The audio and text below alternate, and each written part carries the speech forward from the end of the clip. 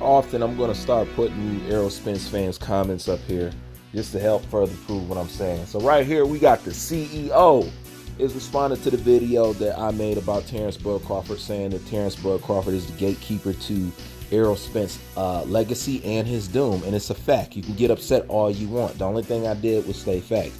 He goes on to say that obviously I've been drinking and I need to chill on that drinking, and he doesn't care what Terrence Bud Crawford has done.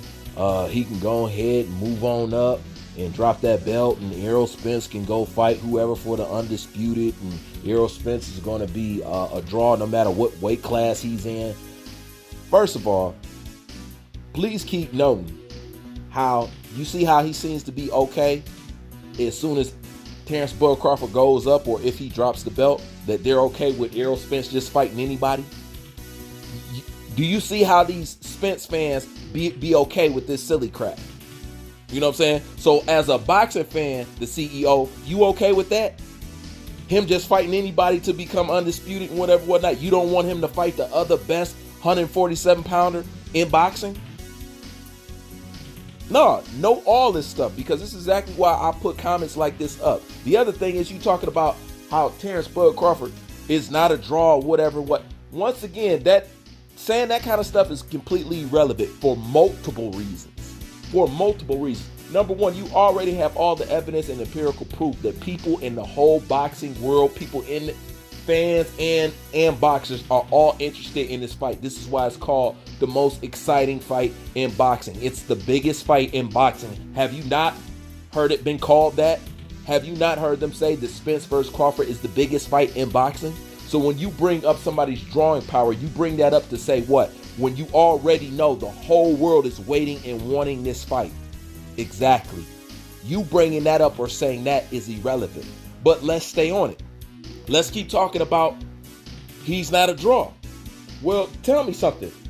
Was Ugas a draw? You see how these guys work? Ugas is definitely not no bigger draw than Terrence Bud Crawford. Oh, but Ugas got a belt. Be careful. Terrence Bud Crawford got a belt. So if all you need is a belt to fight, then why doesn't it happen? Then why are you guys bringing up who's a draw or not? Ugas is not no draw and he got a shot.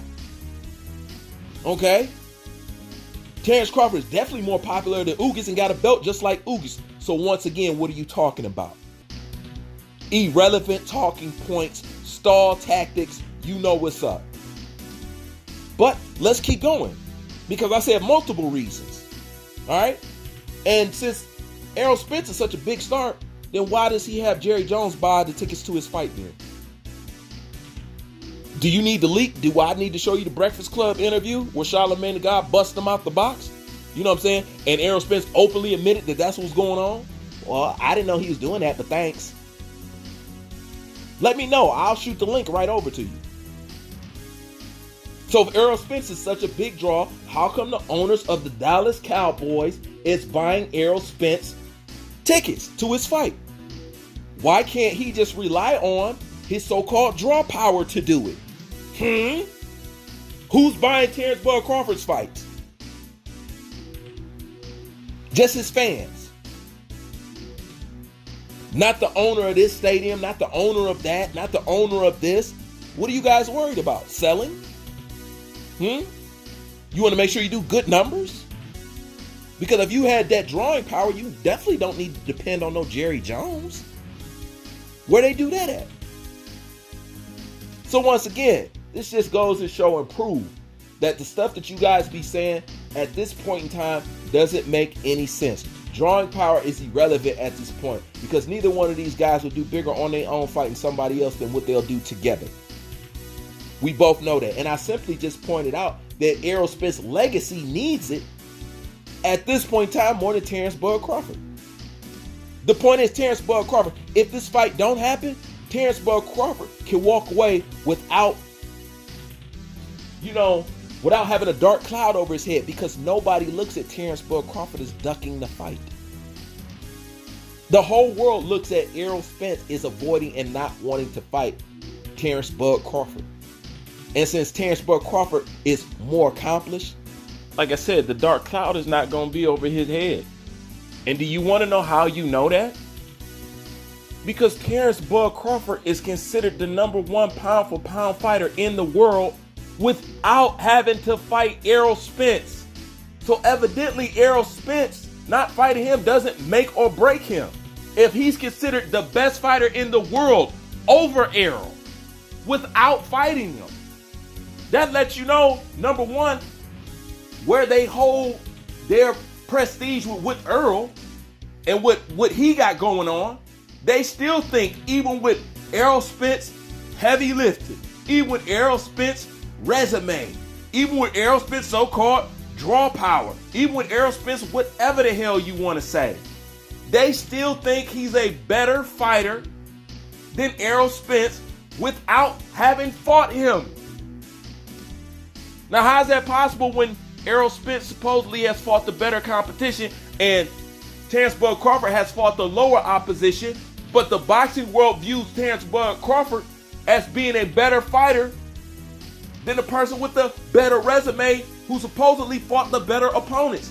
So they're letting you know, whether he fights Errol Spence or not, they still view him as a better fighter over other boxers and Errol Spence. So that means that it's not making or breaking Terrence Bud Crawford, because he's still gotten to the #1 spot with A, not being a so-called draw, B, not having the best fucking resume, you know what I'm saying? 3, being across the street or whatever the else you want to cross.